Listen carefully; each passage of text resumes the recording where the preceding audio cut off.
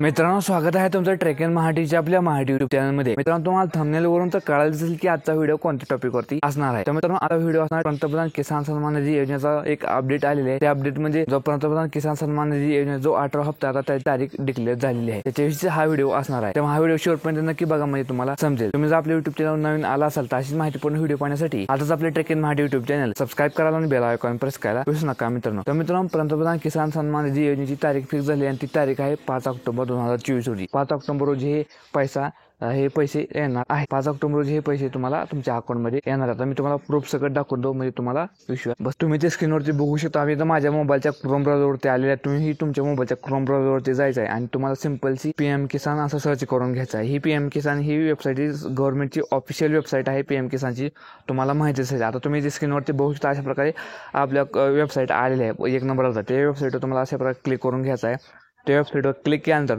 तुम्हाला अशा प्रकारे स्क्रोल करत खाली जायचं। स्क्रोल करत खाली गेल्यानंतर हे तुम्हाला नोटिफिकेशन दिसेल, तुम्ही ते बघू शकता। लाल अक्षरामध्ये आहे, लाल लाईन सुद्धा आहे। Honourable prime minister will release with 18वा instalment of PM Kisan scheme on 5 October 2024 असं लिहिलं आहे। तुम्ही स्क्रीनवरती बघू शकता। अशा प्रकारे पंतप्रधान किसान सन्मान निधी योजना जो 18 हप्ता आहे ना 5 ऑक्टोबर रोजी येणार आहे। तर हा व्हिडिओ तुम्हाला कसा वाटला आम्हाला कमेंटमध्ये नक्की सांगा। व्हिडिओ आवडला तर व्हिडिओला लाईक करा आणि अशीच माहितीपूर्ण व्हिडिओ पाहण्यासाठी आताच आपल्या ट्रेक इन महाटी युट्यूब चॅनल सबस्क्राइब करायला आणि बेल आयकॉन प्रेस करायला विसरू नका। भेटू पुढल्या व्हिडिओ में, तोपर्यंत धन्यवाद।